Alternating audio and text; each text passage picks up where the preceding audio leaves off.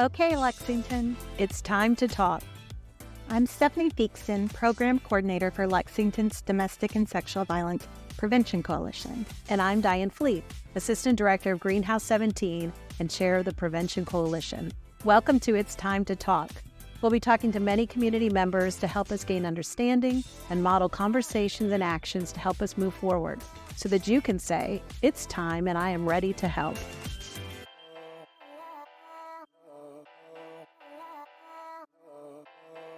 Welcome to the It's Time to Talk podcast series. My name is Diane Fleet. I'm with Greenhouse 17, and I'm here today with Stephanie Theakston, who is the director of the Domestic and Sexual Violence Prevention Coalition here in Lexington. And we are here today to talk about the experience of children who have either witnessed or experienced domestic violence. And with us to have that conversation today, I have Jen Johnson, who's with the Children Advocacy Center. And I also have Rashmi Brown, who is with Chess Solutions and been doing this work for quite some time. We go way back. So it's so wonderful to have all of you here actually today. So thank you so much for being part of this discussion. Stephanie, I don't know if you have a few things that you kind of want to jumpstart us with or... Sure. I think that this is an important conversation to have. A lot of the times when we talk about domestic violence, we talk about adult survivors and don't include kids as much in safety planning. I mean, I know that we do, but as much as writ large as we should.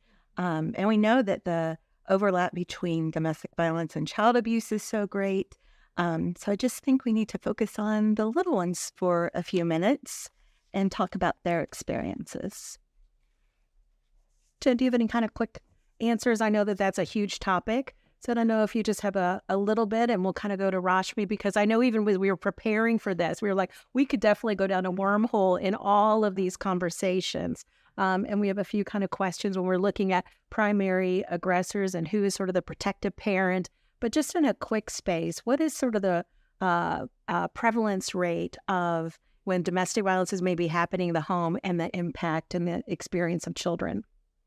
I mean, I think part of what is important to acknowledge is just that, so often people think that kids are insulated from what is happening.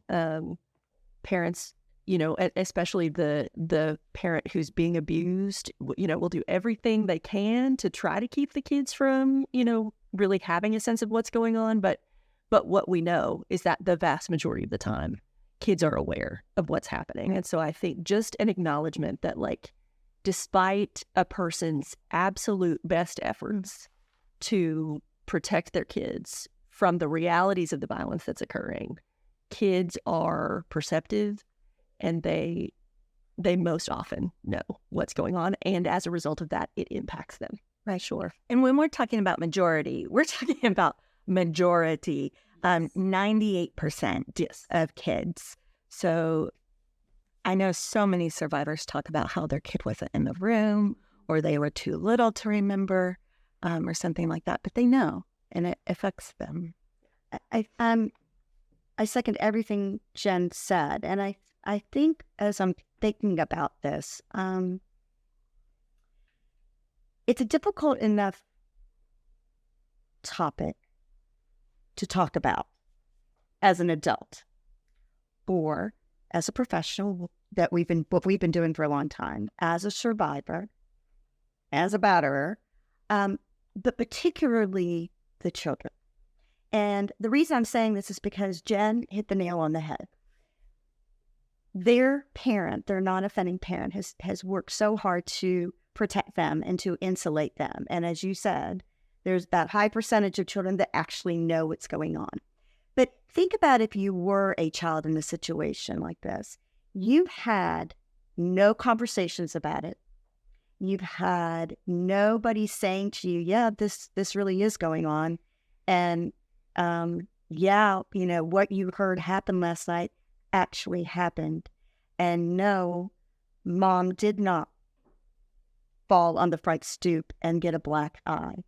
But the things that are being told to children to protect them sometimes from both parties and even from society, to be honest with you, it's very hard for them to process and to understand because they don't know what's okay to say and what's not okay to say. And we have to start doing a better job of making it okay for them to say what they need to say. And that's what this whole campaign is about, really, is starting to talk about domestic violence, and that includes for children. So, and we know also every single article I've ever read on this says that the most important thing for a child to recover from domestic violence is to keep them with a protective parent. I think a lot of the times, I think we're evolving on this, but in the past it had been, if there's domestic violence in the home, we have to get the child out. Well, then you're ripping them away from what they know, their routines, their friends, their extended family. And really, the protective parent is the one that can make the biggest difference in terms of resiliency for children. So I hope that our policies are shifting towards that understanding that we've known for a long time, but continue to do what is not in the best interest of children. Can I add something on that? And I don't want to shift away because this conversation really should be about children. But I think one of the things that I'm hearing a little bit is it's sometimes difficult for people to determine who is the offending parent and who is not the offending parent. And not to go down this kind of little wormhole, but there's also some talk about, parental alienation conversations. And so just in a quick way, if you were a family member or you're a school teacher or maybe you're a CPS worker or a judge, what are some of those things that you would look for to kind of go, these are the signs if I have to determine who's the abusive or controlling or coercive controlling parent versus this is a person who's really just trying to maintain and survive? What would I be looking for? What would be some of those questions that I might ask to help me, guide me? Because it's not always the person who comes in. I know, again, Rashmi, you were saying this earlier, the calm, cool, collected person who looks really responsible might be the abusive partner. The person who's kind of erratic and all these things might be the person who's experiencing the abuse, which makes sense in a trauma space. But anyways, I don't want to answer the question for you. You've answered it. Okay, so we can move on. Great job. But I think if you're talking about the school person or the social worker or the attorney, whomever that party is, of trying to, they first need to understand through training, if possible, what does intimate partner violence entail, right? What does it mean for a survivor, right? What does it mean for a batterer? What are some of the characteristics and activities isn't the right first. The word I'm using is the things they do, the tools that they use, right? Mm-hmm. For the survivor to actually be alive, which we tend to forget that they are alive. Right. And they have done some fabulous things to be here. To the other effect of what the batterer has done, not only to the survivor, but the children. Okay, just starting with that for a minute. Part of that, the actions or the words of the offending party is over the years that ability to psychologically and emotionally destroy. Take the physical piece out because that's a part of it, but that emotional and psychological piece is huge. To destroy their partner, okay? But you have to remember that those tools that they're using to destroy their partner, they're using to their advantage. They're very adept, very good at that. So when we're talking about parental alienation, you actually won't hear the survivor using those tactics. That's the word I was looking for, tactics, because they just don't do that, even to themselves, right? They're not necessarily, they want the violence to stop. They want that emotional abuse to stop. They want the psychological, they want all of that to stop, not only for themselves, but for their children as well. So when we talk about that, we need to really know what we on the outside are looking for. What are we seeing? And understand the dynamic. Because it's not always, it's not black and white as it that's appears. what we talked about earlier, Jen, and the four of us. It is not black and white. Mm-hmm. And that's there's if we were here for 5 hours, Jen and I could go down all kinds of rabbit holes and talk about everything. But I think that you can't take everything at face value is what I think probably is the one thing. Yeah. Knowing the right questions to ask. But you're saying that Jen is saying all these things to stop Diane from seeing you. So what kinds of things, right, are you saying you heard? Trying to and talking to Jen as the survivor about what her framework is and what the reality is. Right. And I don't know if that's... So here are a few things I'm thinking about in terms of the questions you ask, right? It's who gets harmed the most, who gets harmed most frequently, but also most severely, who is changing their behavior to meet the wants and needs of the other person. And I think sometimes when we talk about tactics, we do see parental alienation come up as a continued tactic of abuse. Yes. And what that really is I think what we call parental alienation and like to place the blame on the survivor is really child avoidant behavior. Exactly. Because we're talking about there actually being consequences for your behavior. And as a child, if you see one person destroying the other person, either emotionally or physically, you're not going to want to have probably experienced that yourself when the violence is, if it's directed towards you emotionally, then you're not going to want to be around that parent. But I think that's the other thing. We always, we kind of missed the boat with the kids. That's what we talked about, is what I just said a second ago about talking to the child or the youth or the teenager, and giving them permission, like I said earlier, to talk and to be honest, as much as it might hurt the others and themselves, because it does, because you don't want to ever feel like you're being unfair to a parent, even a parent who's an abusive parent, right? And I think that you brought up a really good point, because children suffer psychologically and emotionally. And that alienation that sometimes other parties want to bring into a courtroom to say it's parental alienation is really a child's way of coping and taking care of themselves. Yes. Mm-hmm. And that might even be a question, Steph, is, well, what do you do to take care of yourself when you see... Asking the child. Yes. Yeah.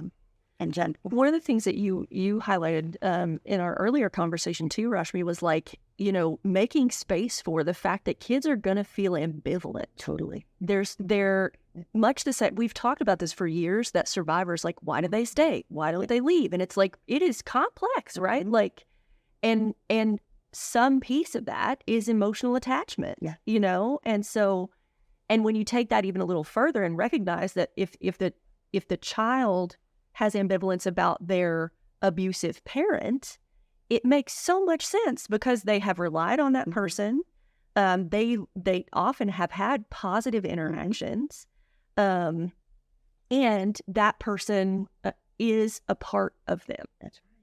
And so for kids, it can be so complex that, like, I'm afraid of this person and I love them. Mm-hmm. They hurt me or they hurt mom, and I've relied on them, and so those truths that coexist. And I think sometimes we have an expectation of kids that they are able to navigate things that adults can't navigate. Exactly. Right? Like, to be able to have a clean black or white, this person is good or bad, safe or unsafe, when in reality we know that it is complex. And I'm having these moments. One of the things we talked about, and Jen and I were totally in sync with, is that we've both worked with kids who have been in abusive situations, domestic violence, child abuse, where, they know they're a part of, as Jen said, a part of each of their parents, but they have to hold on to that positive, because if they don't, then the question becomes, if my father or my mother is such a horrible, horrible person, and evil, because I keep hearing that word, then what does that make me? Right? And so what we talked about earlier too was then we have to have the conversation with them about, we talked with kids early on about actions and consequences. We try to instill it with them. I know, that's what we've tried to do with our own children. But how much more simple or clear can we make it to them that doesn't mean that's any different for an adult? Yeah. Of actions and consequences. Yeah. And I think that's something they can get right? And, Children. yeah. And then the other thing that when you were going back to taking the kids out of the home, we know children that are in care, that have been removed from their homes, that there's like this expectation that we take them out of this horrible environment and they're just going to blossom and grow. And actually the opposite can happen. Because what we tend to forget is just like the survivor that is in this relationship has coped and survived, a child has too. And when you're ripping all of that away, then they're in this situation where they don't know what to do. Well, not only that, but then they are left to worry about the other parent that maybe they have taken on that role of protection for, what is happening to this parent while I'm gone. Right, because I've taken care of you. Exactly. A lot of that. So one of the things about the It's Time to Talk podcast is trying to take these really complex issues and knowing that a lot of the folks that might be listening in are people that are not experienced in this, have not gone through a lot of training. And so if I'm a family member and I know my sister's kids are experiencing, there's domestic violence going on in the home, or I certainly suspect that there might be domestic violence in the home. What are some, what would be those safe things? I began to think a little bit of, when we talk about conversations around suicide, everybody's afraid to talk about it because we're going to make it worse. Yeah. I think a lot of people are really afraid to talk to kids because, I don't want to open that. That's none of my business. That would be overstepping. If I do I need to make a report? Do I need to call CPS? All that stuff, which I think makes kids be afraid to talk too, because if I tell, things are going to happen, right? I might have to leave and I might have to change schools and all these things. So is there any guidance on, I'm Aunt Diane and I'm worried about my nephew and niece and I just want to go checking in on you. I'm worried about you. I'm a safe space. How would you even begin that conversation? Or is that even appropriate? I don't know. I think so. I definitely think so. I think it's all in how you have the conversation. It has to be, when I say non-threatening, I don't mean in that manner, but in a manner that's open, kind of child-led, and you may be asking roundabout questions to get to what the big question is. And I think the most important thing you, Aunt Diane, could do, and I talk about this all the time, is hearing is not the same as listening. I mean, we all hear every single day, and we don't necessarily listen to what is being said. So we need to really listen, because if you listen, sometimes they'll give you a little more that I need you as the adult to go a little further with this, because I'm not sure if I can. Opening the door. So yeah. I think even just establishing that you are a safe person. And one of those things I think can also be about not overreacting as adults, to be able to hear and really listen, and then to show kids that we're not going to freak out and we're not going to melt down, and knowing that there are times where it's that those kinds of relationships with kids are built over the long term. It's not a one-time conversation. It is let's talk about what makes you feel safe and unsafe. right.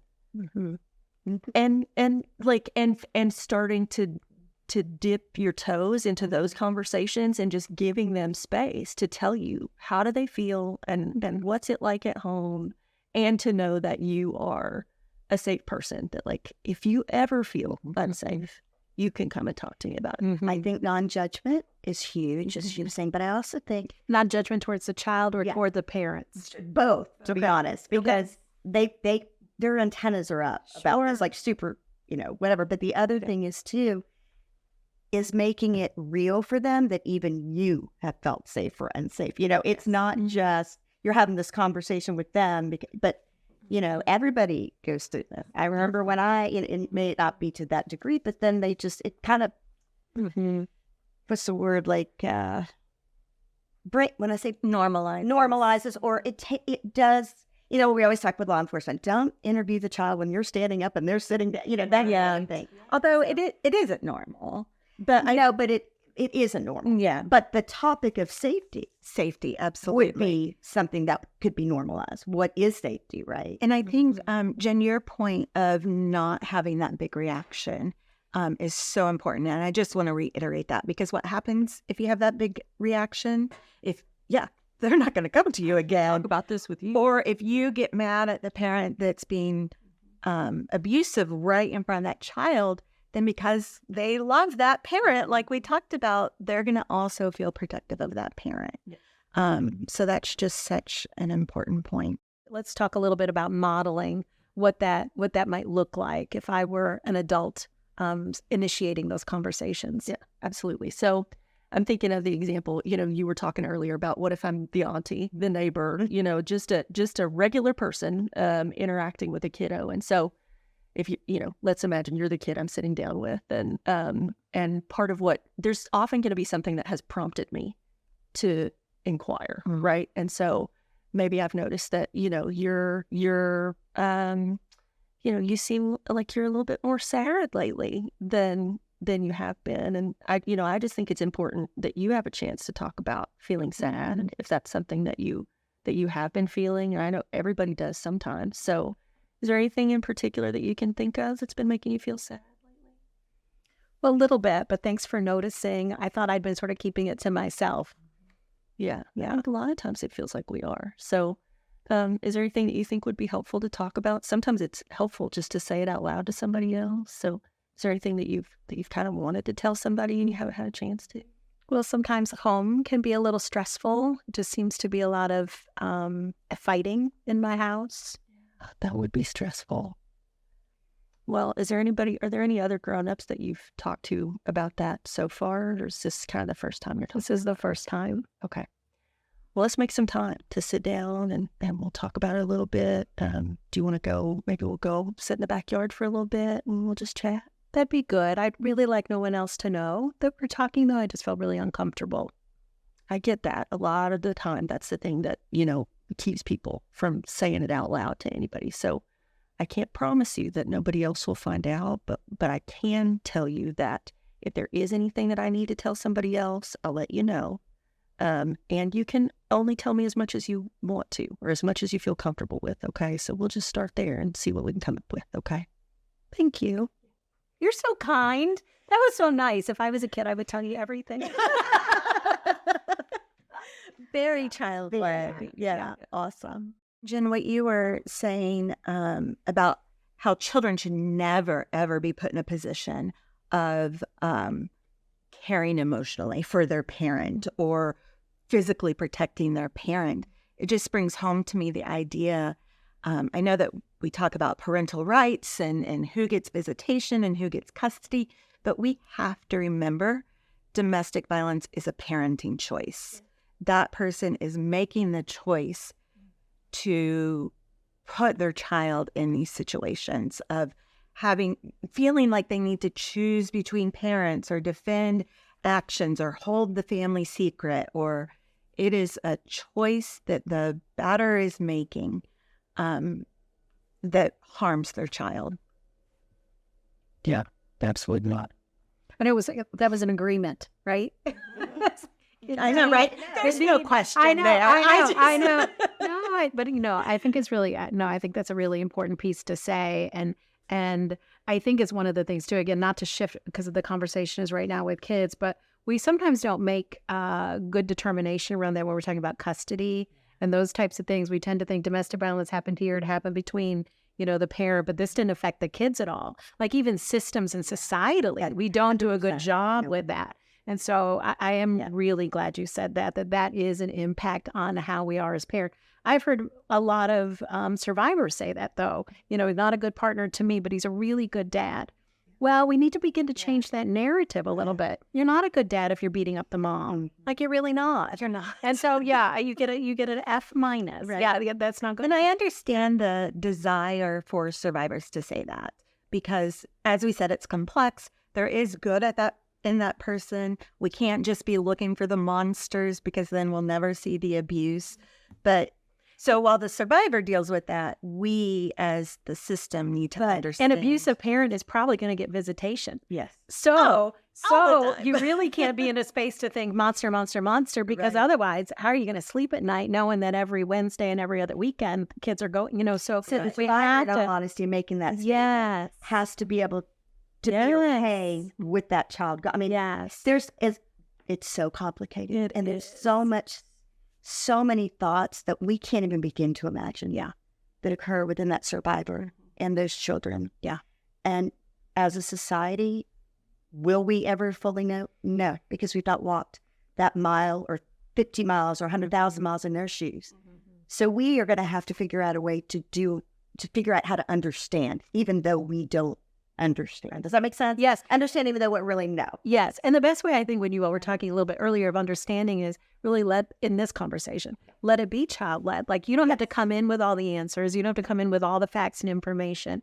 You're showing up as a safe person who's saying, I care about you, and I'm an okay person to talk about. One of the things that you all mentioned, though, that I wondered, and I'm going to get too far down that road, but as a person, working at Greenhouse 17, working with survivors, we always tell people up front what is confidential and what is not confidential, what we have to share and what we won't. So I wonder at what point in the conversation that comes up, as I'm just beginning to build this trust because I'm neighbor or I'm soccer coach or I'm Aunt Diane or whoever I am. At some point, I might have to tell, and maybe not in the beginning. And I'm not going to go barge on the door and go to my, sister and brother-in-law what's going on. But at some point, I may have to tell. And do you share that pretty much up front, or do you kind of see where it goes? Like, I'd hate to take away that trust that has been built. I think one of the things that Rashmi mentioned earlier applies here, that piece of like not making promises. And so there's a lot of nuance beyond that point, right? But not promising that you will keep it a secret, not promising that nobody else is going to find out. I think that is like if you do that, that is a great starting point. And when you've said, I will do everything I can to help, then if it comes to where that report has to be made and you can go back to that statement. You can go back and say, do you remember when I said that I'm going to do everything I can to help, particularly, especially making help you be safe. I need help. I'm going to need some help to help you. And that is something kids can understand, right? Not from the kids, but I need some help to help you. So I'm going to, and that really does, that goes back to that, it takes a village, right? And they understand that you're going to need. I like that. And often, by the time that they have shared something with you that would constitute like, okay, I need to get some additional help. They often want help. They want the violence to stop. And so while it is complex, and yes, it can start a whole cascade of things that can feel really disruptive, they do want. Or they wouldn't have opened it. They wouldn't have told you. They wouldn't have said anything. That's really all anybody wants, right? Just adult survivor, child survivor, they just want it to stop. And these children, it's so overwhelming. I mean, they're keeping secret upon secret upon secret. They go to other homes of maybe their friends and I always laugh when I say, and it's normal, because I don't really know what normal is. I don't even know if normal is a reality, but in their mind, they go to another home where there's two parents, and it's almost like, the Walton kind of thing, Oh gosh, I'm dating myself, but you know what I'm saying? They're having dinner at the table and somebody spills something and nobody gets mad, or, and then they're really struggling with, I am so weird. My house is, and my family is like this. And it's just, there's so much other stuff in there, right? Really the need to talk about this. And I think particularly what the point I would like to make out of this whole podcast is, if you are a person in a position to help that child, like particularly in a professional role, if you are a therapist, if you are a judge, if you are a custody evaluator, then you really, really need to be educated on the dynamics of domestic violence. Because it's not always what it appears at the surface. We need to understand the power dynamics involved. And there are so many people in this city that provide training can do it free of charge. We'll come to you, make it as easy as possible. But stop thinking about the protective parent, the targeted parent, and the child as two separate entities. They are together and they need each other to heal. And I think we have to dispel the myth, because sometimes there's situations where the violence is infrequent. The physical violence is infrequent, but the emotional and that psychological and the manipulation and all those other tactics are occurring, right? Which are as damaging. So damaging. So, we have to dispel that myth from that societal circle that we were talking about earlier, that just because I didn't walk in here with a broken arm and a black eye doesn't mean I'm not hurting, right? And my child isn't hurting. Because if you think about it, they're waiting for the other shoe to drop. Right. Something terrible has to happen. Yeah. And but the children, not just the helpers. The children. And that's what I'm saying. Yeah. And, you brought up a really good point when we were sitting in the room that, we need people in the school system to realize that while children are going to school and they're not focused, or they're half asleep, or they're acting out, they're acting out and they're a bully, which I've always said, I don't believe a child comes out of the womb just predetermined to be a bully, right? And we have to remember that they are worried about what is happening when they are not. So you were talking about it in terms of like if they had to be removed from, the setting of the home with the parent. But I'm talking about even going to school or going to play football, whatever it is, they're not all there. They're never going to be all there. Because they're going to be focused on, oh my gosh, what's happening? And that's another example of the behaviors of the person that's choosing to abuse affecting the child. Maybe they can't center themselves and relax because everyone's always on eggshells. Maybe they didn't get enough sleep the night before because the person was up yelling at the protective parent all night. Maybe the protective parent got hurt and is the only one that gets breakfast together. Or, there's just so many things to think about. And I think that even looking at sort of the almost the opposite side of that, where it's like there is absolutely no one way that any victim is supposed to respond. And it's like you might also be interacting with a kid who is like overachiever, right? Star student. Yes, exactly. For whom school is the safe place. Yes, you got it. And they can control that. And neither one of those responses is wrong. That's right. And neither one of them tells you that kid is not being impacted. Mm-hmm. So it's like just because a kid may be able to come to school and perform and seems fine, it doesn't mean that the abuse is not occurring. And so it's like both of those things that like if we have a kiddo who's really struggling in school, it's like we need to be looking at this is not a bad kid. This is a kid who's in a bad situation. Right. And even the kid that looks like the perfectionist poster child of the academics can be struggling at home and hurting very much. That's a great point. It is. And I really hate to say this, but I know we need to somewhat wrap up this conversation, but just in a little bit from what I'm hearing from both of you, and Stephanie, you said it a second ago, is if you're a professional that's in a position to kind of make decisions on these families and custody and kids, that it's critical that we look to, trainers and be educated on this issue and really check who are your trainers and your educators, because there's some really good ones out there and there's some that I would be a little worried about. And so if you're in our area, please feel free to reach out to the Domestic and Sexual Violence Prevention Coalition and we can give sort of resources on who those folks might be. But also, in spirit of the It's Time campaign, we really want folks that are just informally having relationships with families and kids